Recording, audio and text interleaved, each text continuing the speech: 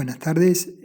Lo que vamos a ver es un resumen de lo que fue la 14ª clase de la Cátedra de Hormigón 1 del año 2023, donde se plantearon los efectos de segundo orden en elementos comprimidos que habitualmente se denomina en la bibliografía pandeo.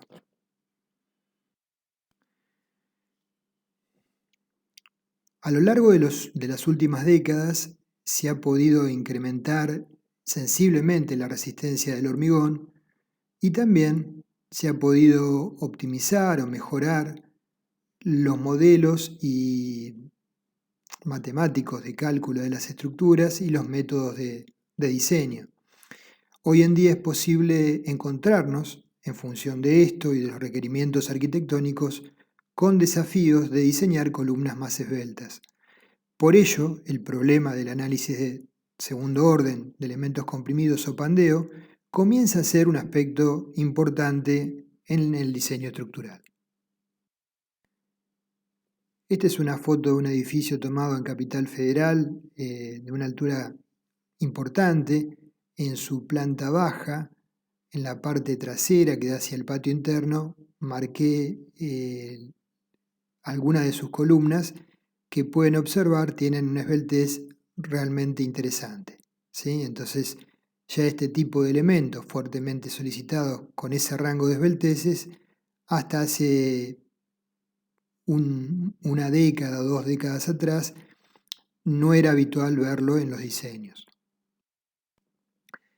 Vamos a repasar en un minuto nada más un concepto que ya conocemos: equilibrio estable, inestable e indiferente. Nosotros tenemos una barra de acero con dos bolas que tienen un determinado peso, P1 y P2. Esa barra está vinculada en el punto O, es el punto de eje de giro. Las longitudes a la barra 1 es L1 y la longitud a la barra 2 es L2.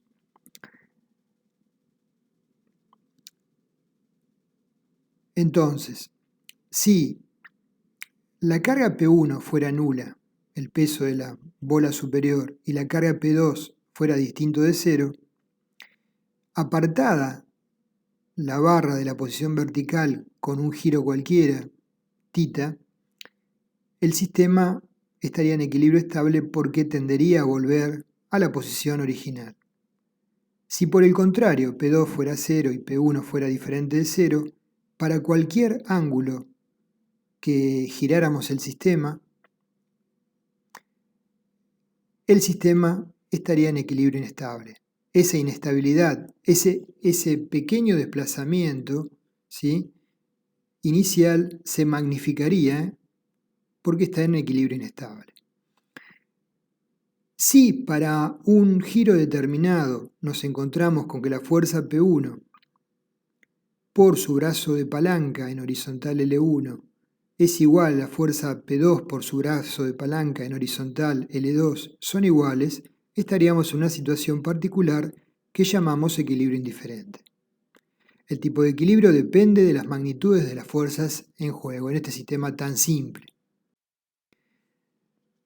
Cuando estamos hablando de estructuras y planteamos el tema de equilibrio inestable, uno puede pensar que es una abstracción matemática o que es algo que no se puede en realidad presentar. Pero todos, en algún momento, o creo que casi todos, hemos jugado con, por ejemplo, un mazo de cartas y a ver quién construía ese castillo de naipes apilando las cartas, en distintos niveles, ¿sí?, en vertical y horizontal, para lograr la mayor altura. De repente uno del grupo expresó su alegría porque nos había vencido, había logrado en apariencia su cometido, que se mantenga en pie el sistema, y repentinamente, cuando lo estábamos observando, se desploma sin causa aparente. En realidad, el castillo se encontraba en equilibrio, pero se encontraba en equilibrio inestable. Por tanto, ante una mínima fuerza perturbadora, que puede ser una mínima brisa o mínima vibración de la mesa, ese equilibrio desapareció y colapsó el sistema. Respecto ya a lo que nos interesa, lo que vamos a abordar, el análisis de la capacidad de carga última de elementos comprimidos de hormigón armado es un problema que tiene cierta complejidad. Por lo que hemos venido mencionando en clases anteriores como compresión simple, flexión compuesta, las características propias de las piezas de hormigón armado, tales como heterogeneidad, imperfecciones constructivas, fenómenos reológicos, o sea, básicamente contracción de fragua y fluencia lenta, imprecisión en el punto de aplicación de las cargas, cuestiones que tienen que ver con el modelo y la realidad, columnas supuestas empotradas cuando la vinculación con la fundación no constituye un punto de giro nulo,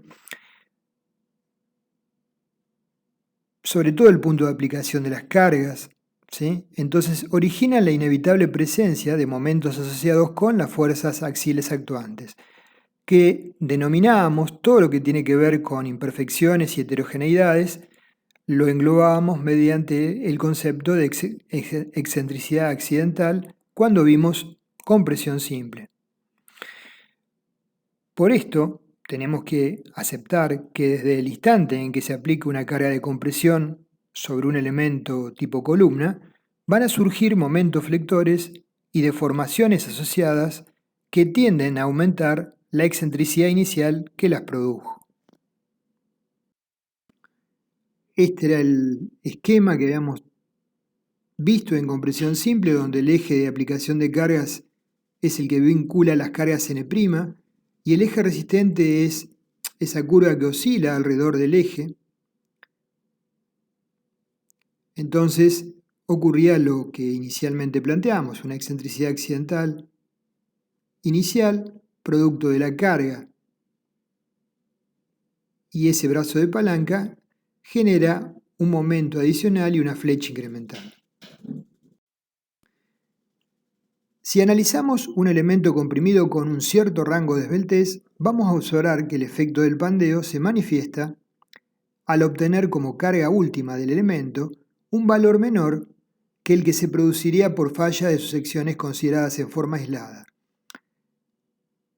¿Esto qué implicancias tiene? Que lo que nosotros, las herramientas de análisis que utilizamos para diseñar una columna a flexión compuesta, no serían las adecuadas para una columna esbelta comprimida, porque cuando analizamos con los diagramas de interacción la resistencia de una columna a flexión compuesta, estábamos tomando una sección, la sección tipo de la columna, B por H, con la armadura dispuesta con esa disposición, en cuanto a en cada una de las caras la cantidad de barras y sección total, con sus recubrimientos, pero nunca mencionamos si esa columna tenía 1 metro de altura, 8 metros de altura, si estaba con una condición que podíamos pensar como articulada en la fundación y en el nivel superior o empotrada, o si estaba empotrada y libre. ¿Por qué no lo hicimos? Porque estábamos analizando la resistencia del elemento seccional. Esto nos indica que para evaluar la resistencia última de un elemento comprimido esbelto, no es suficiente el análisis de la sección aislada como lo evaluamos oportunamente. El efecto P delta o pandeo depende de la deformabilidad del elemento considerado en forma completa con sus respectivas condiciones de borde. Para resolver el problema en forma práctica, el diseño de estructuras de hormigón armado, recurrimos al planteo de modelos que las representan. ¿Sí? Hablo de modelos matemáticos. Cuando estamos levantando un edificio con un software, estamos tratando de representar la estructura que queremos diseñar mediante un modelo matemático que es lo que estamos ejecutando en el programa. En general, para determinar las solicitaciones en la estructura, lo usual es plantear un cálculo lineal, el que supone que la constancia de la geometría de la estructura, o sea que la geometría de la estructura antes de aplicar la carga y luego de aplicar las cargas no varía sustancialmente, al menos no varía en la medida que necesitamos evaluar esa deformación, y la proporcionalidad entre cargas y deformaciones con valores constantes en el tiempo, es decir, ignoramos los fenómenos reológicos. Esta forma de resolver el problema lo denominamos cálculo elástico de primer orden, es decir, que las ecuaciones de equilibrio se plantean en la configuración inicial de la estructura no deformada. Puede ocurrir que para una estructura dada, el modelo matemático que planteamos esté en equilibrio, en tanto que la estructura real, que supuestamente lo representa, no lo esté. ¿Cuál sería la razón eventual de ello?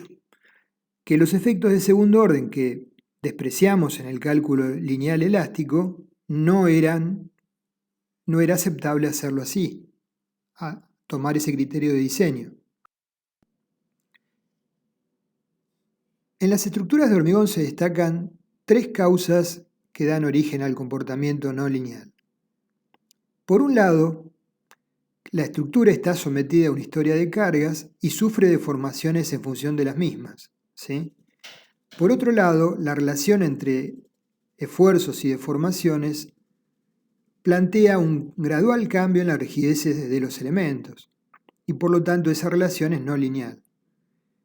Y por otro lado, la variación en función del tiempo de la relación entre cargas y deformaciones que se origina en los fenómenos reológicos propios del hormigón.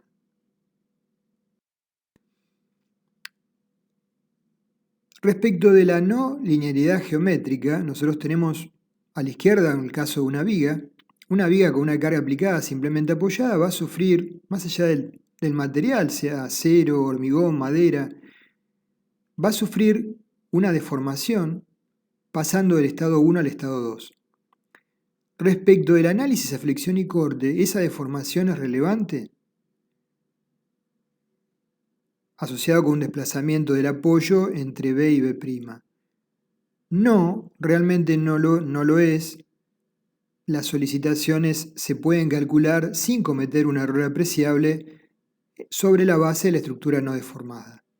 Ahora veamos el ejemplo de la derecha. Tenemos una columna biarticulada con dos ménsulas de longitud D sobre las cuales se aplican cargas N. En una sección central de la columna, la carga N, si la columna no sufriera ningún tipo de deformación, sufriría un momento N por E, el momento de primer orden. Naturalmente, ese sería el resultado de un cálculo lineal. Al considerar las deformaciones, el momento que sufre la columna en la sección central va a ser N por E más F, donde F crecerá hasta llegar a una situación de equilibrio si existe tal circunstancia, si ahí logramos un equilibrio estable. Resumen, en un cálculo de segundo orden, la estructura deformada y la estructura sin cargas no son iguales, es decir, la estructura con cargas y la estructura sin cargas sufren una variación que, estrictamente hablando, no es despreciable. La fisuración variable, según el grado de solicitación de los distintos elementos, columnas y vigas, básicamente las vigas, y losas, la historia de las cargas o secuencia de las mismas, la no linealidad de la relación tensiones-deformaciones, la consideración de los fenómenos reológicos, hacen que no debamos presuponer el tipo de rotura que se va a presentar. Se puede producir una rotura asociada con el fenómeno de segundo orden de tipo seccional por agotamiento de los materiales, o se puede producir una rotura por inestabilidad del equilibrio.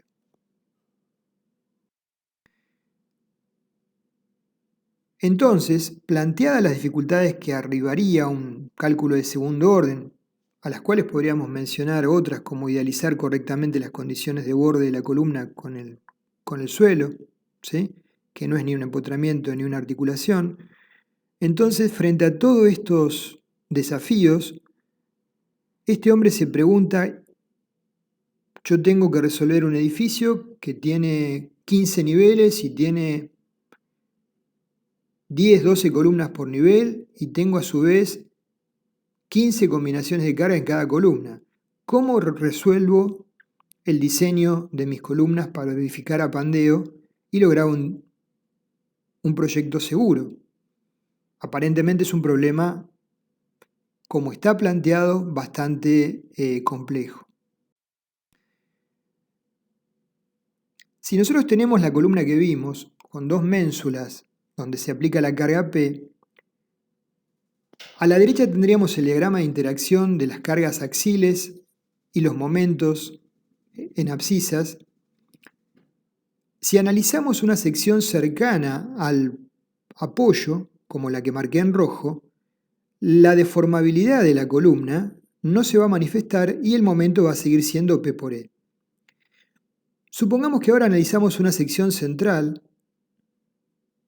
Ahí sí va a existir una deformación delta, pero si la columna es de poca altura y muy rígida, ese valor de delta seguramente va a ser tan pequeño que podríamos trazar desde el punto de origen O una recta el que manifieste que en la medida de P crece el momento, hasta cortar al diagrama de interacción en el punto A, y esa sería la combinación de cargas axiales y momentos que conducen a una falla de esa columna, que sería una falla seccional.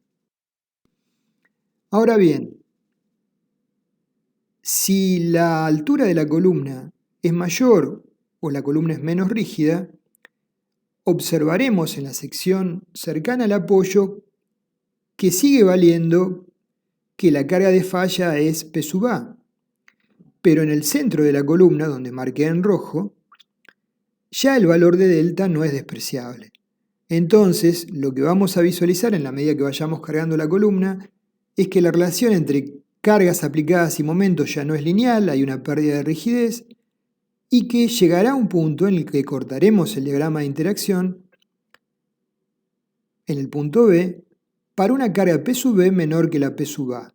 La carga última de primer orden es PA y la carga real de falla, PB, es menor que PA, asociada con un momento mayor que el momento de primer orden. Por otra parte, si la columna fuese mucho más alta, más esbelta, podría eventualmente ocurrir lo que mencionamos en ese castillo de naipes que hicimos, que me comentamos al ejemplo, al inicio de la clase. Entonces, ¿qué podría ocurrir? Que llegada una carga P última 2, los momentos externos crezcan con más velocidad que los momentos internos y por lo tanto no se restablezca la condición de equilibrio y se produzca la falla sin interceptar el diagrama de interacción, es decir, que es una falla por inestabilidad, asociada con esbelteces importantes naturalmente. La complejidad del problema planteado origina la necesidad de encarar la resolución mediante métodos simplificados, los que pueden considerar a la estructura en su conjunto, es decir, el pórtico completo con vigas y columnas, efecto P delta. Muchos programas permiten realizar este análisis, o bien estudiar al elemento tipo columna en forma aislada, extraerlo de la estructura, imaginar condiciones de vínculo en el punto superior e inferior de la columna y a partir de ahí hacer el análisis de la resistencia bajo efectos de segundo orden de la misma. Un parámetro muy utilizado para analizar la tendencia al pandeo es la esbeltez, que se define lambda como la longitud de la columna por un factor K que tiene en cuenta las condiciones de borde de la misma. Si es articulada vale 1, si es empotrada sería en teoría 0,5 y para otras condiciones de borde las vamos a recordar luego. Dividido el radio de giro en el plano considerado. Entonces, a modo de repaso, para una columna rectangular, el radio de giro es 0,3 del lado en la dirección que estemos considerando el pandeo, y para una columna circular 0,25 de D. En forma genérica, para una columna de sección cualquiera, el radio de giro sería la raíz cuadrada del momento de inercia sobre el área. Según la esbeltez del elemento en estudio, puede ocurrir entonces que bajo un dado esfuerzo de compresión, la rotura del elemento se produzca cuando se agota la capacidad de deformación del hormigón comprimido E'C igual a 3 por 1000, o bien del acero más traccionado E sub S mayor o igual que el 5 por 1000. En cualquiera de estos casos se está produciendo la rotura seccional de la pieza o la falla del material. Normalmente asociamos este tipo de falla con esbelteces no superiores a 100, lambda menor o igual que 100. Este tipo de falla constituye la más frecuente en piezas de hormigón armado con secciones y esbelteces usuales, pequeñas o medias.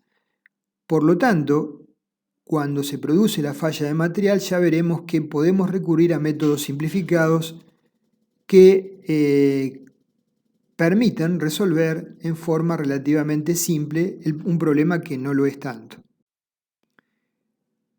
Para estos casos, rotura de sección, la curva P momentos, en términos últimos, intersecta el diagrama de interacción de la pieza con esbeltez nula.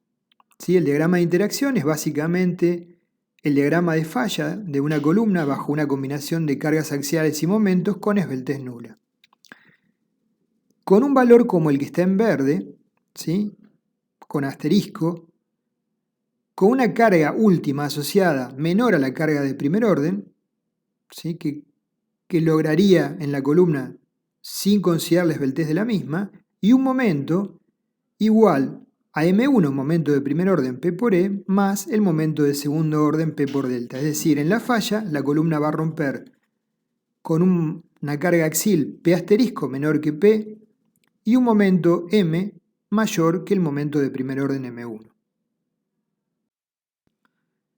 Eso es lo que estaría representado en este esquema, donde básicamente estamos finalmente interceptando el diagrama de interacción de falla de la columna analizada en su sección.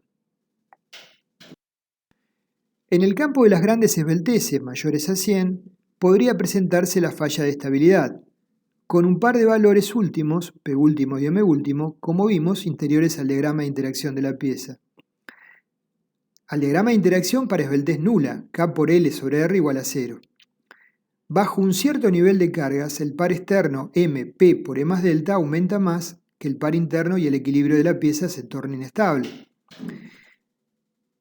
El gráfico que les presento está extraído de Leonhardt, que presenta para una columna con una sección dada, con diferente rango de esbelteces, la posibilidad de establecer diferentes diagramas de interacción, cada uno de ellos para una esbeltez determinada. Lambda 0 sería el diagrama de interacción que estudiamos en flexión compuesta, lambda 30, 60, 100, 130. Podemos observar cómo varía sustancialmente la relación entre P última y M último, en función de la esbeltez. También, tomado del libro de Leonhardt, podemos observar que el caso A que estudiamos, donde las excentricidades son de igual signo en ambos extremos, E1, positivas, generando una curvatura del mismo signo, no es el único caso que se puede presentar.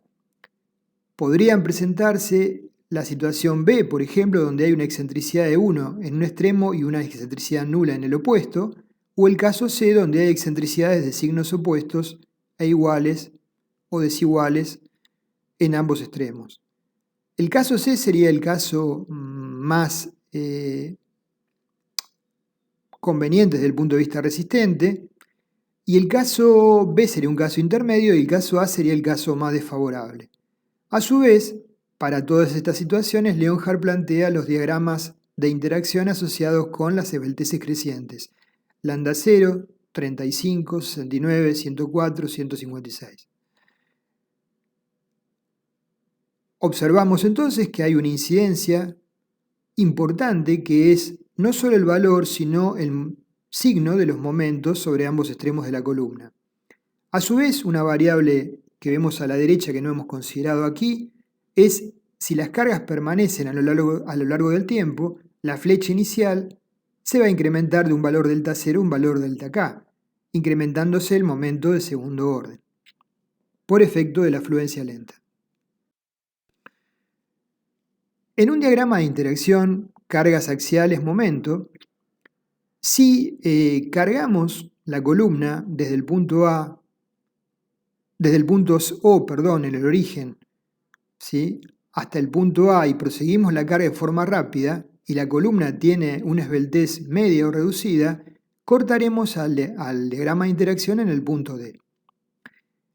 ¿Qué pasa si cuando llegamos al nivel de carga A, supongamos que para un 40-45% de la resistencia última de la columna, detenemos el proceso de incremento de cargas, pero mantenemos la carga constante en el tiempo hasta un punto B?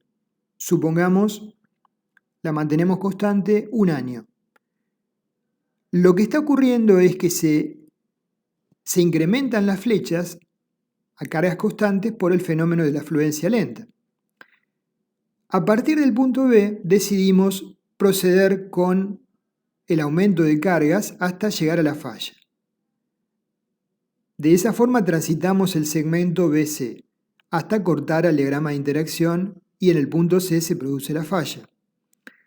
La falla se produce nuevamente por agotamiento de los materiales, cortando el diagrama de interacción, pero con una carga C menor que la carga D, que sería la resultante de un ensayo de corta duración.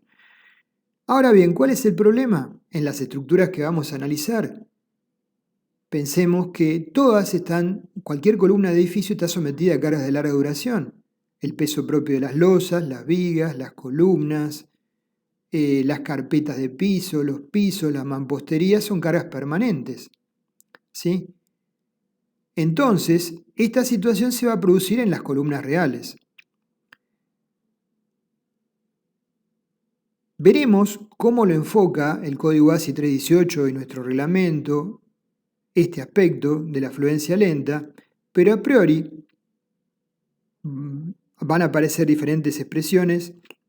La rigidez de la columna E por I se representa en algunos de los enfoques como un porcentaje de la rigidez en estado 1, S por IG, dividido 1 más un coeficiente que tiene que ver justamente con las cargas permanentes dividido las cargas totales.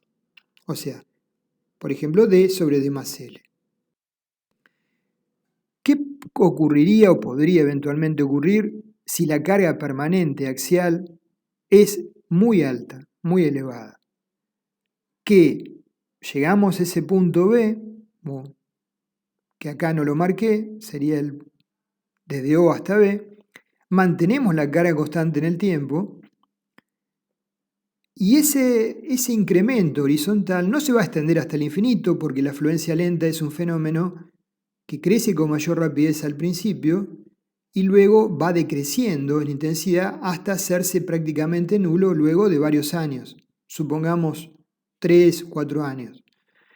Entonces, esa rama horizontal no va a ser infinitamente larga, pero sí va a tener una importante extensión y en la medida que la carga axial aplicada sea más elevada, va a tener una magnitud más relevante. Podría ocurrir que una columna solicitada a una carga axial permanente de alta intensidad, la rama horizontal que implica la deformación adicional por fluencia lenta termine cortando al diagrama de interacción y conduzca a la falla para una carga constante, ¿sí?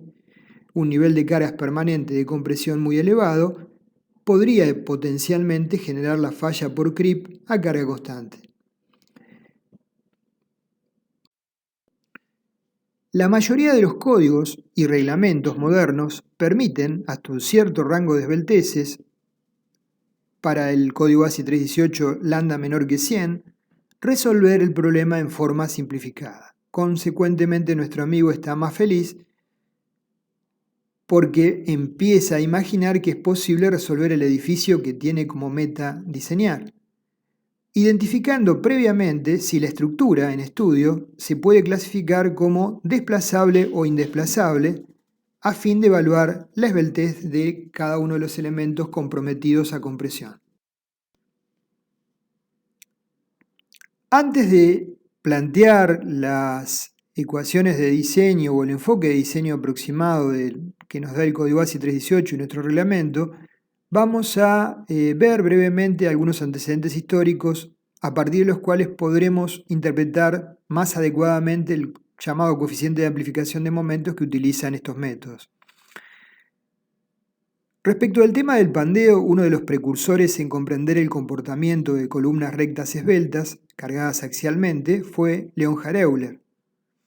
En función de sus estudios y análisis, planteó, bajo unas ciertas hipótesis simplificativas, cuál era la carga crítica de pandeo. Estas hipótesis consistían en: las deformaciones son suficientemente pequeñas, el material cumple indefinidamente con la ley de Hooke, así también con la hipótesis de Navier, el eje de la pieza es perfectamente recto y la carga de compresión está centrada, la pieza tiene ambos extremos articulados, K igual a 1, y la barra es de sección constante y la pieza no presenta tensiones residuales. Naturalmente tampoco se manifestaban los fenómenos de fluencia. Con base a estas hipótesis determinó la carga mínima que producirá la falla de una columna constituida por este material ideal y la llamó carga crítica de pandeo PC, o carga crítica de pandeo de Euler. PC es pi cuadrado por E módulo de elasticidad por I momento de inercia dividido LK al cuadrado. Cuando digo LK estoy hablando de que es la longitud de la columna multiplicada por un coeficiente K que tiene que ver con las condiciones de borde, que para Euler en la columna modelo, esa articulación K vale 1. La carga crítica observamos que disminuye con el aumento de la esbeltez y también podemos observar, cuando lo vimos oportunamente en las resistencias de materiales, en la materia de grado de años anteriores, que no aparece en la expresión de la carga crítica de Euler la tensión de falla del material. ¿Por qué no aparece la tensión de falla del material? Porque el problema no es por agotamiento de los materiales, sino por inestabilidad del equilibrio. Los valores de K dependen de las condiciones de borde de ambos extremos. El ejemplo A está articulada, donde LK es igual a L. En el B es empotrado, donde LK es 0,5. Y luego hay otras combinaciones o situaciones en las cuales puede haber nudos, algún nudo libre o nudos desplazables. Para cualquier estructura que tenga nudos indesplazables, siempre K va a ser menor o igual que 1. Y para cualquier estructura que tenga nudos desplazables, siempre K va a ser, por el contrario, mayor que 1. Acá tenemos modelos de estructuras desplazables, empotrada libre, K vale 2, ¿sí? Y otras situaciones intermedias, para todas ellas K vale más que 1, o sea que el esbeltez se incrementa. La longitud de pandeo de la columna equivalente la podemos definir como la distancia entre puntos de inflexión de su deformada. Prolongamos la deformada imaginaria y entre puntos de inflexión podemos establecer la longitud equivalente de pandeo.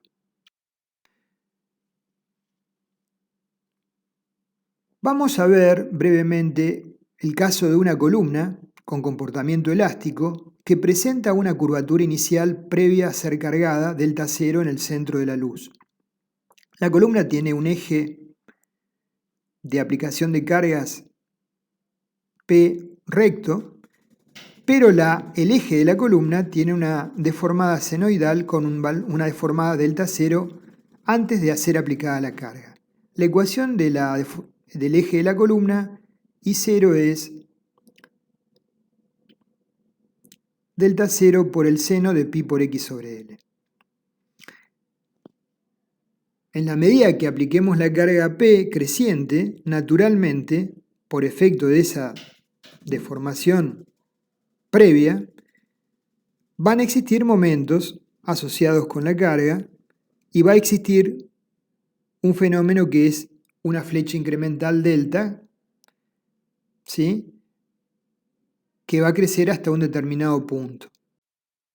La ecuación diferencial que rige el fenómeno es la derivada segunda de y respecto de x dos veces menos la derivada segunda de y0 respecto de x dos veces más el término p sobre e por i igual a 0. Derivamos una y dos veces y reemplazamos en la ecuación y tenemos la expresión que vemos abajo en función de delta 0. La solución general de la misma es y es igual a una constante C1 por el término entre paréntesis más una constante C2 por el término entre paréntesis más un término independiente. Si ponemos condiciones de borde para x0 la deformada es 0, la constante C1 es nula, y para xl y e0 la constante C2 es nula. Por lo tanto, el primero y segundo término se anulan, y la expresión de y es igual a delta 0 dividido 1 menos p sobre e por i por l cuadrado pi cuadrado por el seno de pi por x sobre l. Recordando la expresión de carga crítica anteriormente planteada, pc es pi cuadrado e por i sobre l cuadrado, podemos plantear la misma en el término en rojo, delta 0 dividido 1 menos p, carga aplicada sobre carga crítica de pandeo de Euler, pc, por el seno de pi por x sobre l. La máxima flecha se va a producir en el centro de la columna y su valor va a ser i igual a delta 0, la flecha inicial, por 1 dividido 1 menos p sobre pc. ¿Sí? Recordando que delta 0 es la deformación máxima previa a la puesta en carga de la columna. Avanzo rápido en esta etapa porque es un repaso de las estabilidades, ¿sí?, que oportunamente habrán visto. Ahora vamos a analizar el comportamiento de la columna con presencia de momentos flectores. Consideremos que la columna inicialmente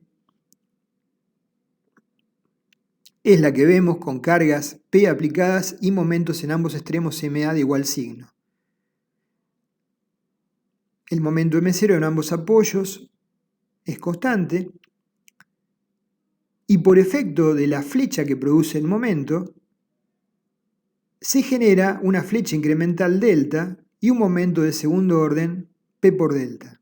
O sea que el momento total va a ser M0 más P por delta. Al incrementarse el momento se producen deformaciones adicionales pasando la deformada de la columna de la posición 1 a la posición 2, ¿sí?, que es la curva que estamos visualizando a la izquierda. El momento flector en una sección genérica en estudio vale m igual al momento de primer orden M0 más P por I. En el centro de la luz, tal como se desarrolló previamente, I se puede expresar como delta 0 por 1 dividido 1 menos P sobre PC. Consecuentemente, si llamamos delta a la deformación que se corresponde con la sección de momento máximo, podemos expresar que el momento máximo es M0 más P por delta.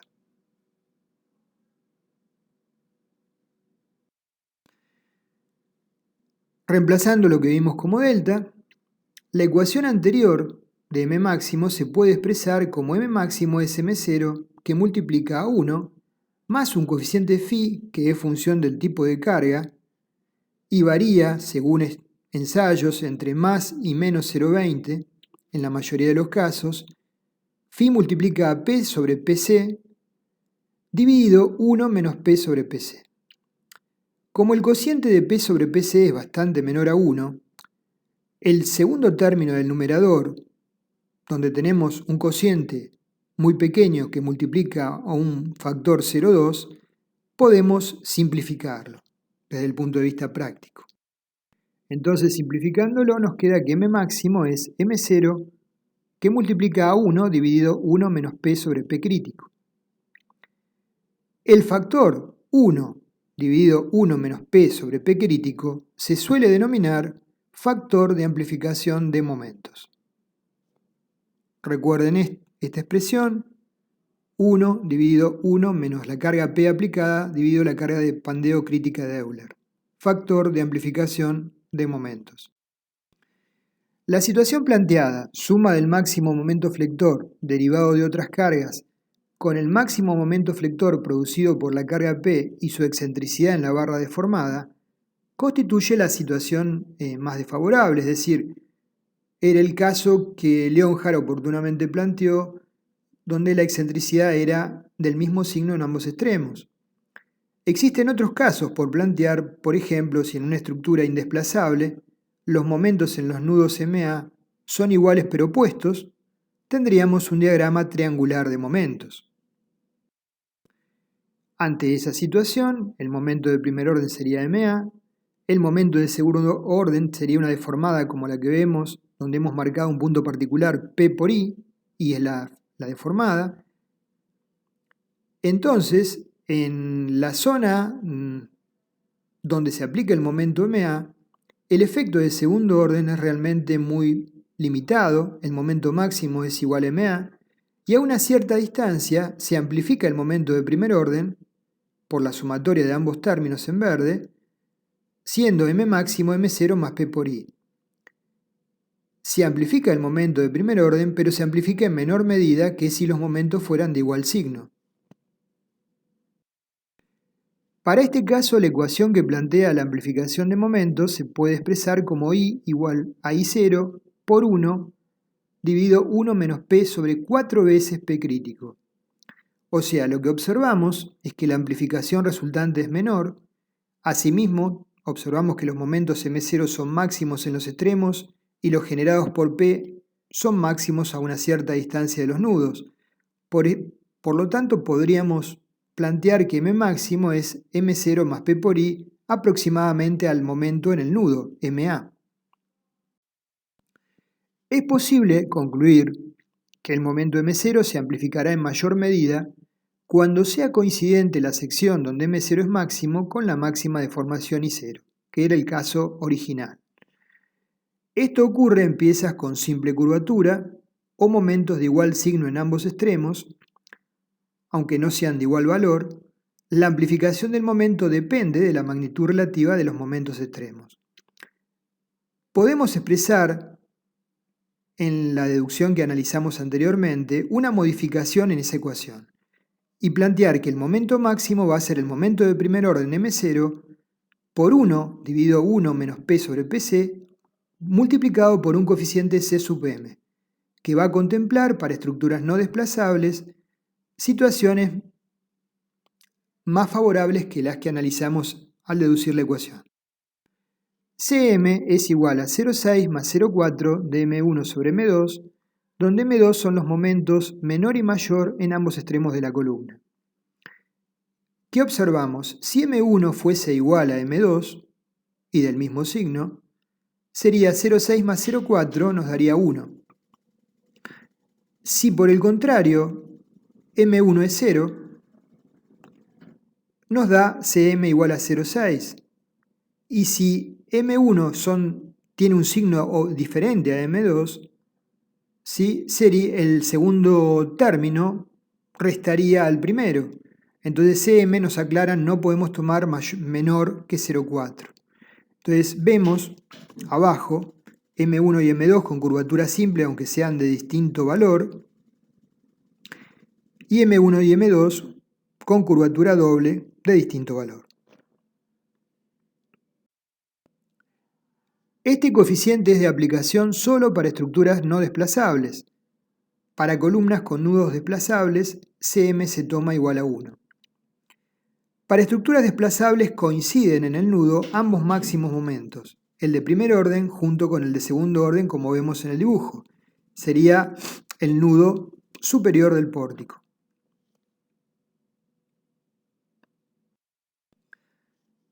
Ahora bien, nosotros tenemos que resolver una estructura que es real, constituida por columnas, vigas, losas, tabiques,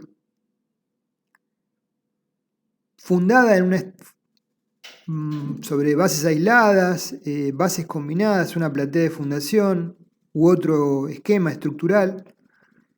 Entonces, las estructuras reales no presentan empotramientos perfectos ni articulaciones perfectas. Tienen sus extremos parcialmente restringidos al giro, si es una columna de un piso intermedio, por las vigas que concurren al nudo, o bien, si es una columna de planta baja, por la viga superior y la fundación en el nivel inferior. En función del grado de restricción podremos pensar cuál es el valor de K más apropiado. Pero aparte hay un tema muy relevante. Si yo les pregunto, pensemos en algún nivel intermedio de esta estructura que estamos viendo, si los nudos de la cabeza y pie de esa columna, no de la planta baja, sino de los niveles superiores, son desplazables o no, ¿cuál sería la respuesta que ustedes me darían? ¿Por qué les hago esta pregunta? Porque es relevante. Porque ya vimos que para evaluar la esbeltez, K, si los nudos no son desplazables, siempre es menor o a lo sumo igual a 1. Pero por el contrario, si son desplazables, siempre es mayor a 1 y por lo tanto la esbeltez va a aumentar. En general, las columnas forman parte de estructuras aporticadas. Tenemos que evaluar con criterio el grado de desplazabilidad de los mismos y también, eventualmente en estructuras muy deformables como son entre pisos sin vigas, la estabilidad global de la estructura. Siempre en estructuras desplazables, por ejemplo, tomado de Leonhard este gráfico, vemos como prolongando la deformada de la estructura entre puntos de inflexión, SK siempre es mayor o igual que S y puede llegar a ser 2 o más veces S, es decir, la longitud de la columna puede llegar a ser 2 o más veces la altura de piso. Surge como un problema determinar con una precisión razonable la esbeltez de una columna real que estamos estudiando. Lambda igual a K por L sobre R. O sea, surge como un problema importante definir adecuadamente el valor de K. Para eso tenemos que hacer una primera distinción si la estructura que estamos analizando la podemos considerar indesplazable o desplazable. Recordando que para columnas de pórticos indesplazables siempre K es menor o igual que 1. Ahora bien, ¿existe alguna estructura en que el nudo sea indesplazable absolutamente? Probablemente no. Siempre va a haber algún grado de desplazabilidad. Lo que habrá que definir en realidad es un criterio para establecer hasta qué grado de desplazabilidad considero que la incidencia en la resistencia de la columna frente al pandeo no es relevante y la puedo considerar indesplazable. Entonces, en general en las columnas puede aparte plantearse la situación de que en ambos planos principales las condiciones L, la distancia libre de las mismas, sea diferente. Por ejemplo, en el dibujo vemos que columnas que soportan vigas con losas armadas en una dirección, en un plano van a tener la distancia entre fondo de losa y fondo de viga y en el otro plano va a tener la distancia entre fondo de losa y fondo de losa. Por lo tanto, las longitudes van a ser distintas, ¿sí? Aunque la columna sea cuadrada o circular. Entonces, tenemos que ir avanzando cautelosamente para arribar a la solución correcta y ahora tendremos que definir si la estructura que estamos estudiando es o no desplazable. Por un lado, la respuesta es evidente si la estructura tiene tabiques de hormigón armado adecuadamente distribuidos en planta, con simetría, tales como tabiques de cajas de ascensores, escaleras u otros que adicionemos con una rigidez adecuada, suficiente. Bajo esa situación podríamos asumir a la estructura como una simplificación, solo como eso, indesplazable. En caso de que los tabiques existan, pero no se presenten con simetría en planta, se pueden generar efectos torsionales que requieren un análisis espacial global de la estructura.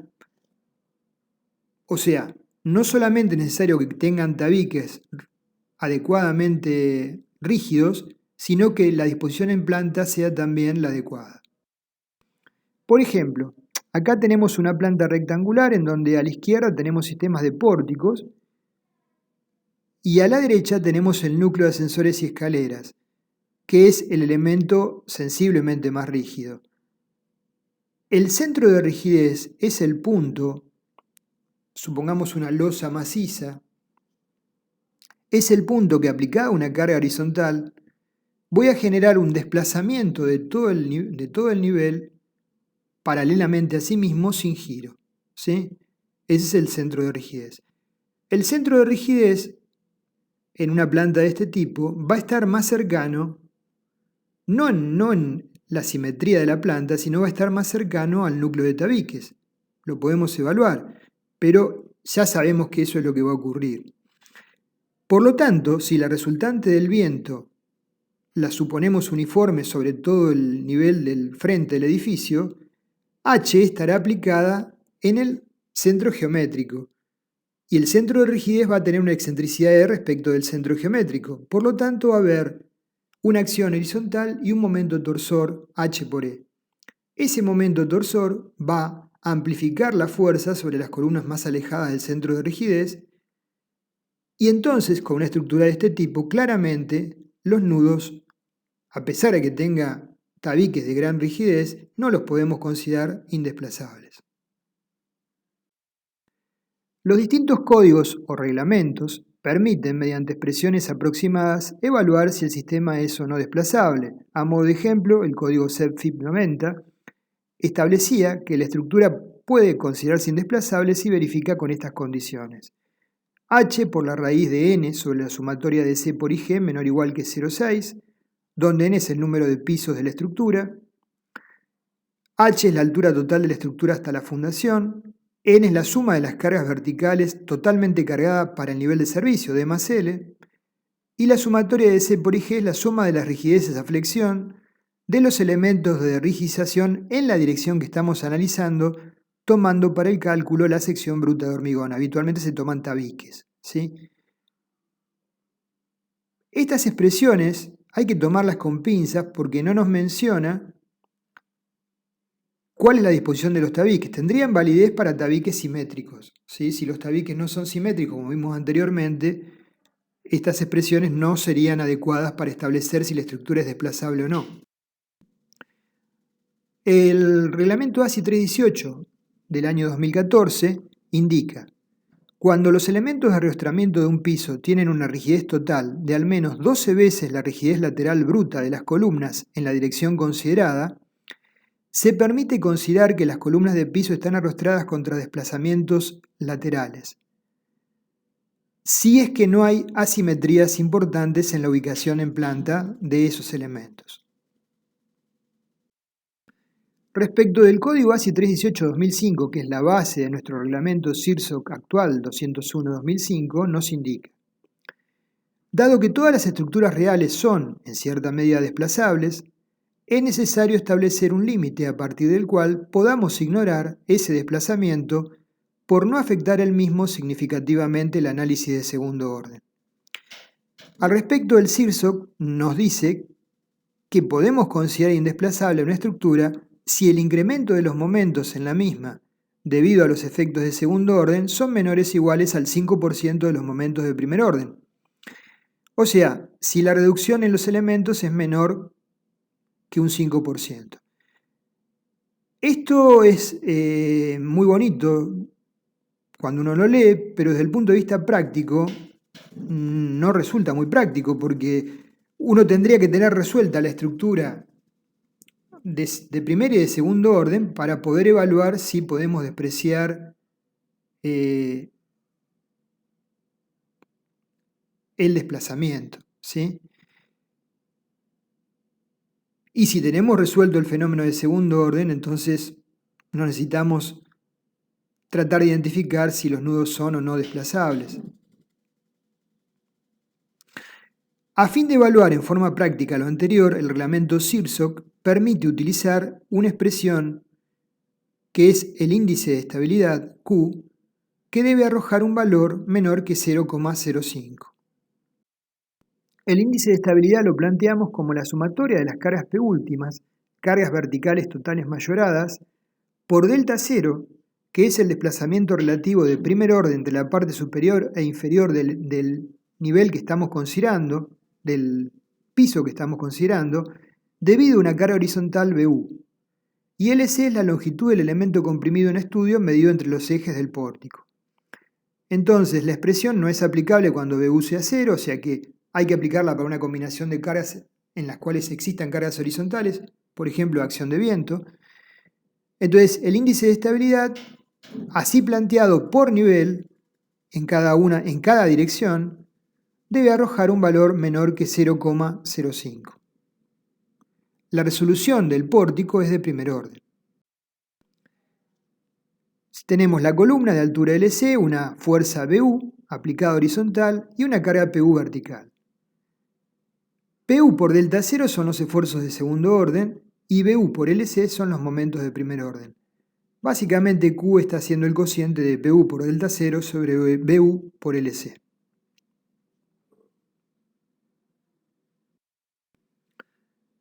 Si tuviésemos un sistema de varias columnas con vigas, entonces tendríamos que aplicar la sumatoria de las cargas PU, ¿sí?, en la expresión que mencionamos.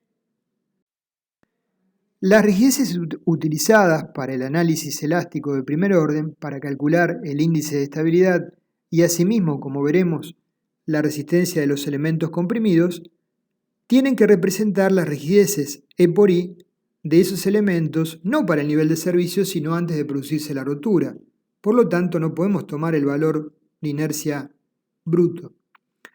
Entonces tenemos que considerar el efecto de las cargas axiles, las zonas fisuradas y el fenómeno de las cargas, la permanencia de las cargas en el tiempo o la duración de las cargas. Como una alternativa para abordar este problema, para el estudio de las deformaciones y solicitaciones, las propiedades de la sección, consideradas constantes a lo largo de todo el elemento, se pueden representar mediante el modo de elasticidad S igual a 4700 raíz de F'C en megapascales, con las siguientes propiedades de rigideces de la tabla que plantea el mismo reglamento que vamos a ver a continuación. Entonces, para combinaciones de cargas mayoradas tenemos, para vigas tomamos un momento de inercia igual a 0,35 de IG, que sería el momento de inercia de la sección bruta, BH cubo sobre 12, para columna 0,70 de IG, para tabiques no fisurados 0,70, para placas planas o losas planas entre pisos sin vigas 0,25 de IG. Como momento de inercia, respecto del área se puede tomar 1 por AG sin reducción. En el caso que actúen cargas horizontales de larga duración, ¿sí?, hay que dividir por el coeficiente 1 más beta D, donde beta D considera los efectos de la afluencia lenta. Lo que observamos entonces es que las inercias, principalmente en vigas y losas, se reducen sustancialmente respecto al estado 1. Determinación aproximada de la esbeltez de los elementos comprimidos. Podemos utilizar para evaluar en una columna de un sistema porticado los llamados nomogramas, como el que vemos. Hay nomogramas para estructuras no desplazables y nomogramas para estructuras desplazables. Se han desarrollado como métodos de ayuda para determinar valores de K en columnas que forman parte de pórticos. Para columnas indesplazables siempre K va a ser menor o igual que 1, y para columnas desplazables siempre va a ser mayor o igual que 1,2, considerando las condiciones de rigidez de ambos bordes, el grado de empotramiento de los mismos. Entonces, ¿cómo operamos? En este gráfico, por ejemplo, tenemos φA sería la rigidez de la columna superior, del grado de empotramiento de la columna superior en el nivel mencionado, y φ sub B sería el grado de restricción al giro de la columna en el nivel inferior. El eje central K representa el valor a adoptar para multiplicar por L. Fíjense que el valor mínimo es 0,5 y el valor máximo es 1. ¿Por qué? Porque es un nomograma preparado por una estructura no desplazable. Supongamos que el grado de φA es 0,3 y el de φB es 2. Lo unimos con una recta y donde cortamos al eje central nos da el valor de K aproximado. En este caso nos daría 0,75. ¿Cómo determinamos φ en cada uno de los niveles? Phi es igual a la sumatoria del producto del módulo de elasticidad por la rigidez de las columnas dividido a la longitud de las mismas, como numerador, y como denominador la sumatoria del producto de por I de las vigas sobre la longitud de las mismas. Esto hay que hacerlo para la columna de arriba y la de abajo. Siempre los valores de K van a dar menor o igual que 1.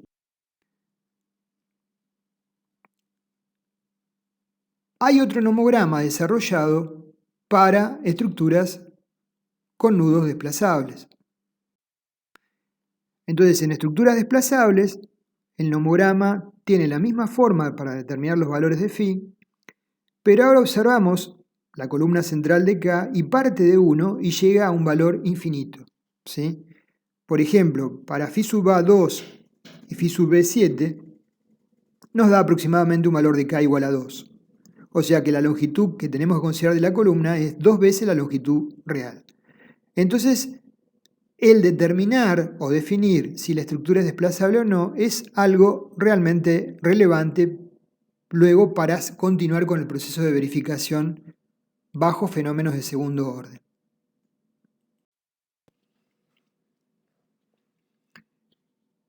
El código ASI 318-2005 y nuestro reglamento, para visualizar el procedimiento de resolución, nos plantean el siguiente esquema, el diagrama de flujo. Nuestra estructura, la que estamos evaluando, ¿es desplazable sí o no? Supongamos que lo es. Vamos por el camino de la izquierda. ¿La esbeltez de la columna que estamos analizando es menor que 22? Si la respuesta es positiva, tenemos una columna de reducida esbeltez donde los fenómenos de segundo orden, recordemos los diagramas que vimos, era como continuar creciendo linealmente con el incremento de P el momento, podemos despreciar los efectos de la esbeltez, los fenómenos de segundo orden. Si la respuesta es no, la pregunta es ¿lambda es menor que 100? Entonces, si es efectivamente menor que 100, podemos utilizar métodos aproximados que vamos a analizar en unos minutos más. Si la respuesta es negativa, tenemos que hacer un análisis refinado considerando todas las consideraciones inherentes a un fenómeno de segundo orden, ¿sí?, con un análisis no lineal. Yendo por el lado de la derecha, si el pórtico no es desplazable, la esbeltez se controla con la variable 40 o 34 menos 12 veces M1 sobre M2. Recordamos que M1 y M2 son los momentos menores y mayores en la cabeza y pie de la columna, y significa que en el caso de que M1 y M2 sean de signos opuestos e iguales, ¿sí?, podríamos incrementar el valor de lambda por encima de 34 hasta un máximo de 40. Si por el contrario los valores de M1 y M2 son de igual signo, nos reducen el valor de lambda máximo, ¿sí? Si fueran M1 igual a M2, arrojaría el mismo valor, lambda 22. Si la esbeltez de la columna es mayor que estos topes, tenemos que considerar el fenómeno de segundo orden y entonces nos preguntamos, ¿lambda es menor o mayor que 100? Si es menor que 100, nuevamente podemos recurrir a métodos aproximados. Si es mayor que 100, tenemos que analizarlo según métodos más refinados, análisis P-delta. Recordando entonces que cuando el fenómeno de segundo orden no es relevante, en términos simplificados, lambda menor que 22 para elementos desplazables, lambda menor que 40 para elementos indesplazables, ignorábamos el fenómeno de pandeo. Para ambas situaciones con lambda menor que 100, podemos aplicar métodos aproximados porque en definitiva el incremento de formaciones derivados de los fenómenos de segundo orden se traduce en un incremento de momentos cortando al diagrama de interacción de la sección analizada en forma individual. Y para lambda mayor que 100, como esa rotura seccional no se producía, tenemos que aplicar métodos más rigurosos, ¿sí? Más exactos y más complejos también.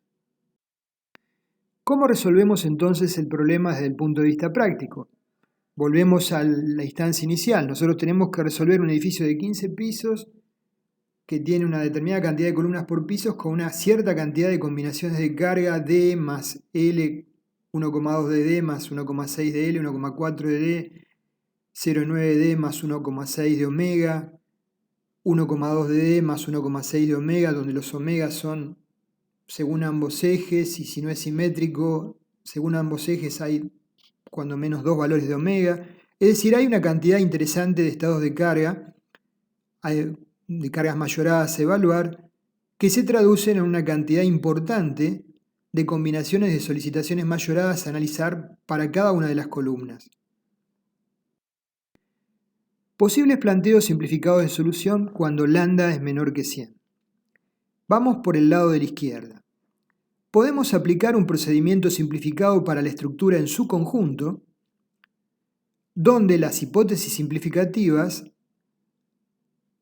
parten de considerar una rigidez E por I reducida, equivalente para los diferentes elementos, considerar ese valor constante a lo largo de todo el elemento, ya sea una viga o columna, y calculamos las solicitaciones con las cargas mayoradas, haciendo una resolución P delta con el software, ¿sí? Una resolución no lineal.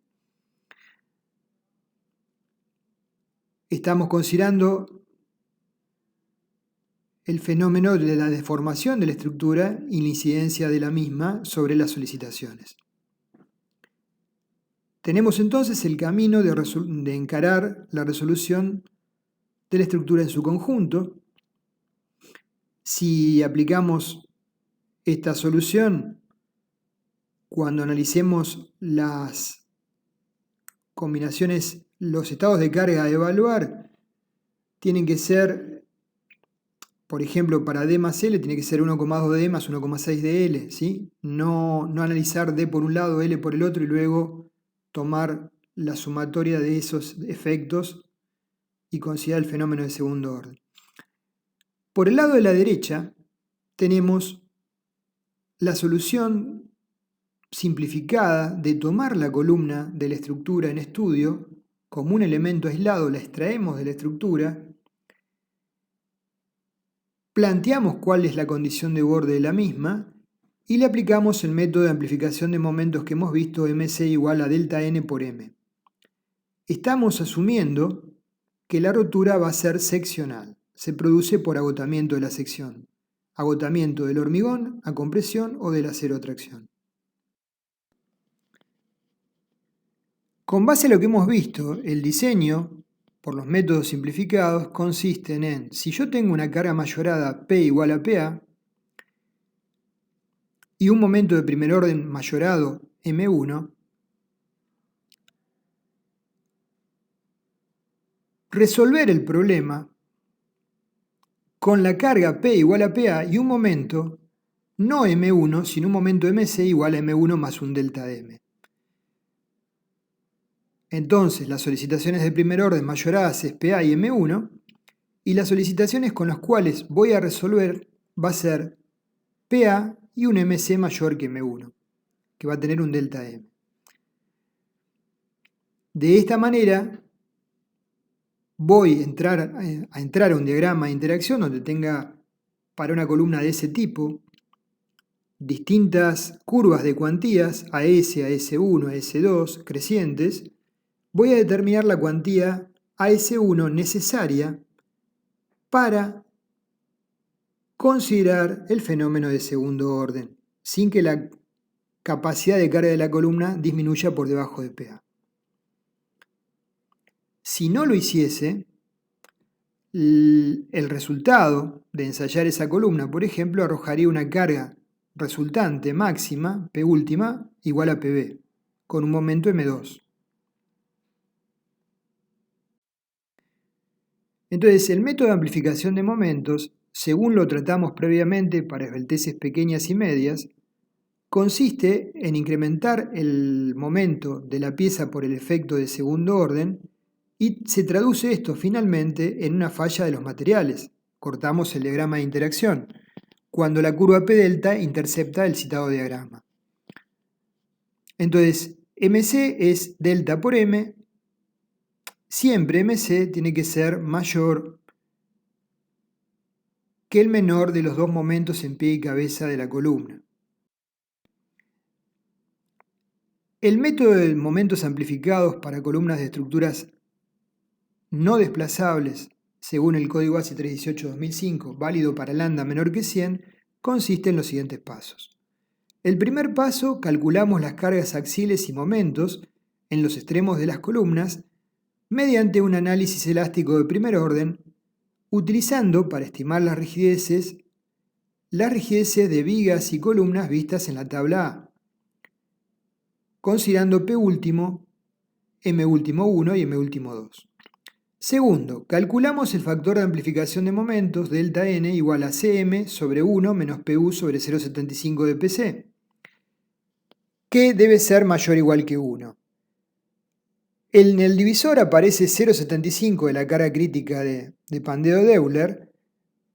Es un factor de reducción de rigidez para obtener una estimación conservadora de la carga crítica.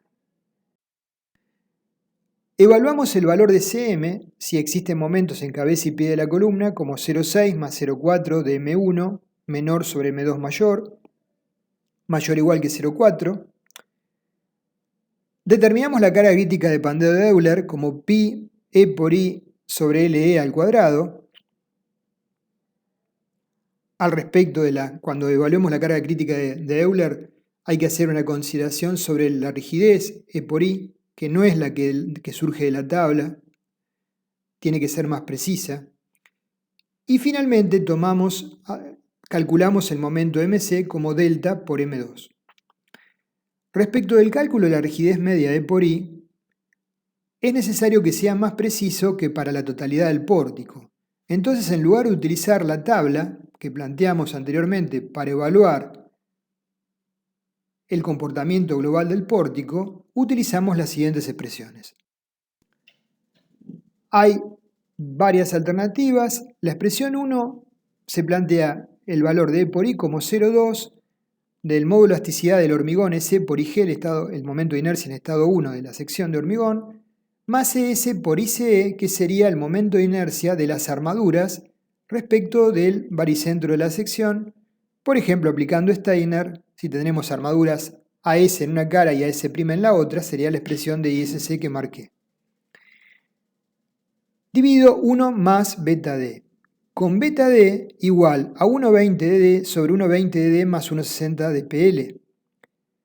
¿Recuerdan el diagrama de interacción donde hacíamos el escalón horizontal, el incremento de momentos derivado de la fluencia lenta? Bueno, acá lo estamos considerando dividiendo o reduciendo la rigidez a considerar para la carga crítica de pandeo, ¿sí? Con el factor beta. Entonces, esta expresión, la expresión 1, no es difícil de aplicar, pero presume que conocemos las armaduras en las caras de la columna. Si en realidad estamos haciendo un dimensionado, todavía no la conocemos. La segunda expresión, la expresión 2, es una expresión simplificada. E por I es igual a 0,4 de C por IG dividido 1 más beta D. ¿Sí? Es una expresión conservadora. El factor beta D tiene en cuenta la fluencia lenta y permite, solamente conociendo la sección tentativa B por H de la columna, calcular la rigidez de la misma. Entonces, el coeficiente beta D toma en cuenta el efecto de la fluencia lenta en el hormigón debido a la presencia de cargas sostenidas. Se aprecia en la ecuación de la rigidez que en la medida que beta D aumenta, se reduce la rigidez de la sección porque la permanencia de cargas sostenidas es mayor, ¿sí?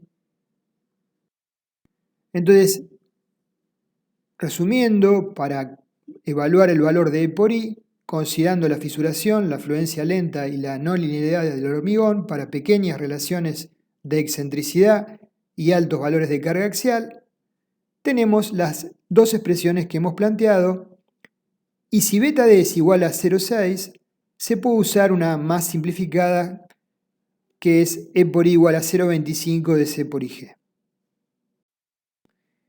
Tiene que verificarse que el momento de cálculo M2 sea mayor que un momento mínimo que considera la carga PU y una excentricidad accidental definida como 15 más 0,03 por H, donde H está expresada, H es la dimensión de la columna en el plano considerado, en milímetros.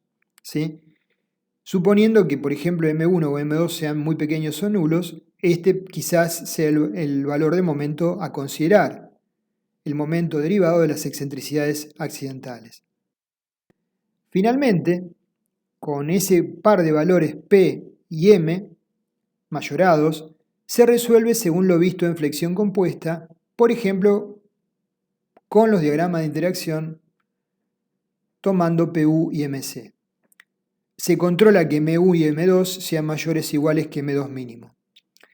Si la columna estuviese solicitada a momentos según ambos planos principales, los momentos respecto de cada eje se deberían amplificar en forma separada, según las respectivas condiciones de borde, y luego diseñar la columna a flexión compuesta oblicua con momentos ambos amplificados, como hemos visto en la clase pasada.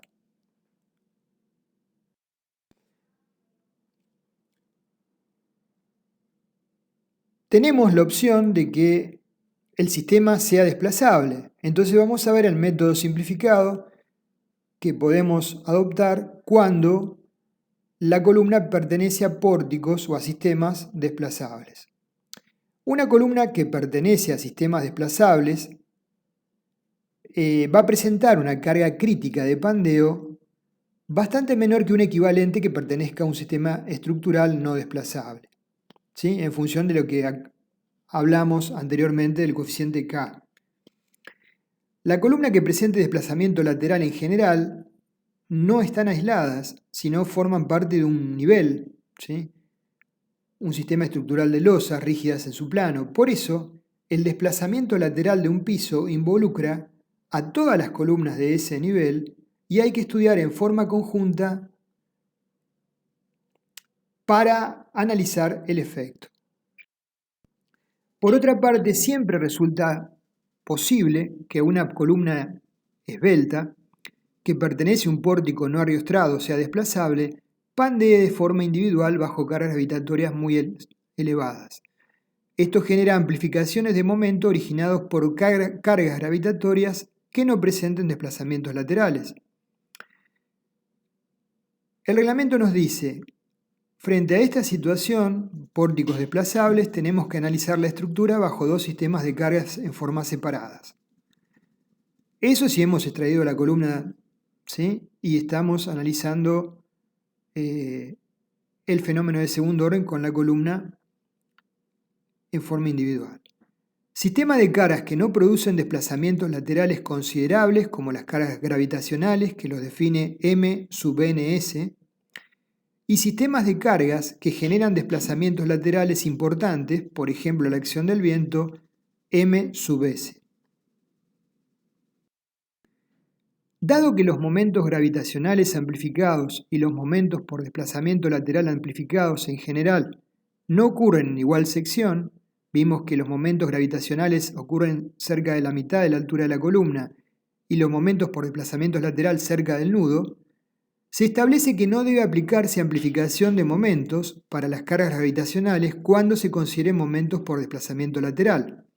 Entonces la ecuación de amplificación de momentos queda M1 es igual a M1 sub ns, no hemos amplificado el momento, más delta, coeficiente de amplificación de momentos, por M1 sub s. Y M2 es igual M2 sub ns, momentos derivados de las cargas gravitacionales D y L, más delta por M2 sub s. M1 y M2 son el mayor y menor momento en ambos extremos del elemento comprimido.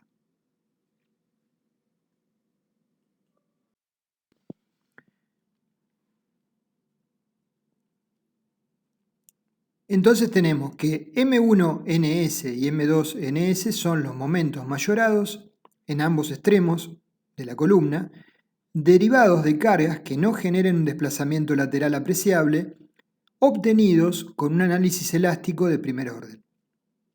Por su parte, M1 sub S y M2 sub S son los momentos mayorados en los extremos originados por un sistema de cargas que sí generen un desplazamiento lateral importante, obtenidos también con un análisis elástico de primer orden.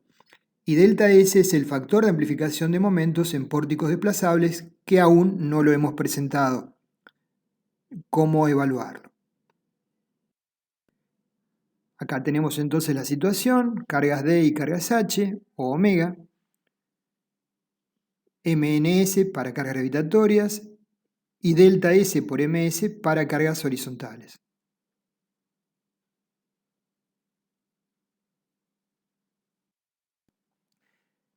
Se plantean tres variantes para calcular el coeficiente de amplificación de momentos debido a MS.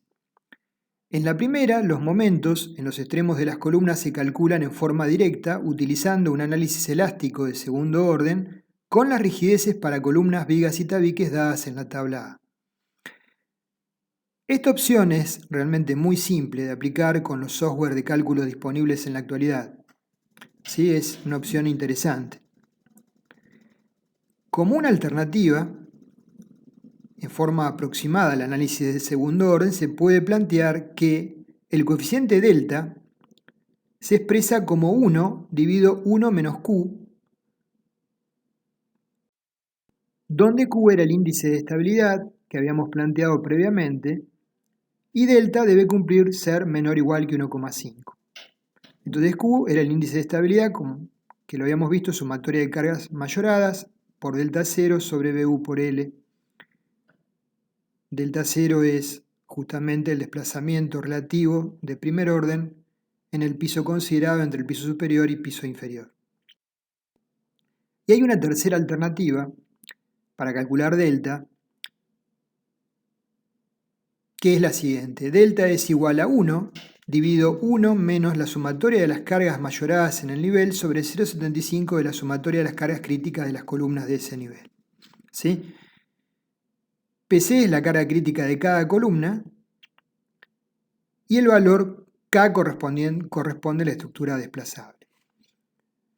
Con el valor de K que corresponde a la estructura desplazable, por supuesto.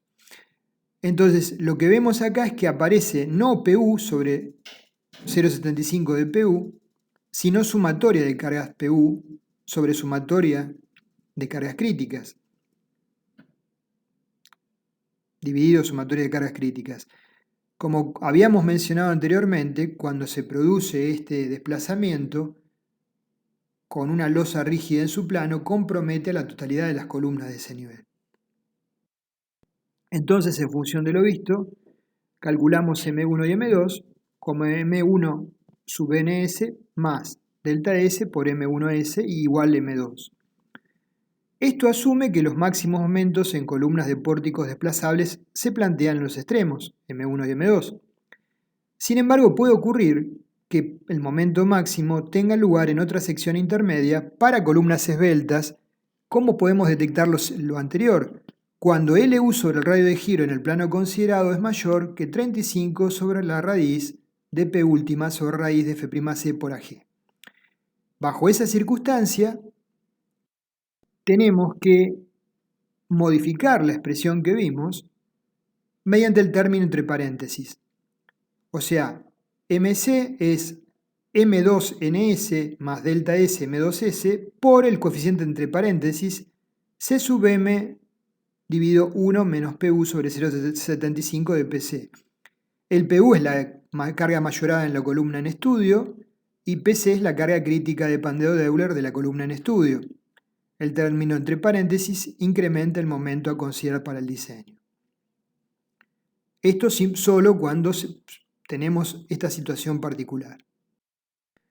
Cuando las cargas laterales producen desplazamientos torsionales importantes, la amplificación de momentos en las columnas más apartadas del centro de rotación, como mencionamos hace unos minutos atrás, puede resultar subestimada mediante este procedimiento. tenemos que realizar en estos casos un análisis tridimensional de segundo orden, es decir, la opción A, pero modelando la estructura en sus 3 dimensiones. En realidad, hoy por hoy, es lo habitual cuando uno levanta un edificio, levantarlo en 3 dimensiones y no como pórticos planos. Es más rápido, más sencillo. ¿Sí? No presenta esto un inconveniente y permite detectar los incrementos de momentos derivados de los fenómenos de segundo orden en las columnas más alejadas del centro de rigidez. En los pórticos desplazables, las vigas que concurren al nudo de la columna que estudiamos tiene que ser diseñada para los momentos amplificados de los elementos comprimidos que llegan a ese nudo. Si se forman rótulas plásticas prematuras en las vigas, porque no evaluamos de esta forma el momento, la rigidez de las mismas va a disminuir y la restricción al giro de las columnas también. Aumentaría entonces la longitud efectiva de las columnas y va a reducir la carga crítica de pandeo teórica que hemos evaluado. Es decir, cuando amplificamos momentos en cabeza y pie de la columna, tendríamos que considerar que los momentos sobre las vigas se van a incrementar y diseñar las vigas en la zona de nudos para esos momentos amplificados. Ejemplo de una estructura asimétrica: el tabique está en rojo, las vigas en amarillo, las columnas en verde, la losa en gris, cargas según el eje Y, cargas simétricas. La deformada naturalmente es claramente, no es un desplazamiento, sino es un desplazamiento y un giro, porque el centro de rigidez está más cercano al eje B que al eje C. La resultante de las fuerzas está ubicada sobre el eje C y por lo tanto se produce el desplazamiento y el giro. En un caso así, claramente hay que hacer un modelo espacial tridimensional y un análisis de segundo orden sobre la base de ese modelo. Finalmente, se establecen restricciones para pórticos desplazables con el objetivo de evitar el pandeo lateral de todo un piso bajo cargas gravitacionales solas o bien el pandeo global de la estructura. Leonhardt, en su texto clásico, decía que un pórtico que esté rigidizado solo por el sistema de nudos entre columnas y vigas de una altura importante, sin tabiques, tenía un cierto riesgo de llegar a una situación de inestabilidad global. La verificación a realizar depende del método utilizado para el diseño de los elementos comprimidos de la estructura desplazable, o sea, teníamos 3 posibilidades de realizar ese análisis: la A, un análisis global, la B o la C. Si utilizamos el método A, se calculan los desplazamientos laterales de primer orden y de segundo orden con la relación 1,4D más 1,7DL, más la carga horizontal aplicada a la estructura, y debe cumplirse que delta 0 es el desplazamiento de primer orden, delta sobre delta 0 menor o igual que 2,5. De esa forma estaríamos realizando una verificación indirecta de la estabilidad global de la estructura.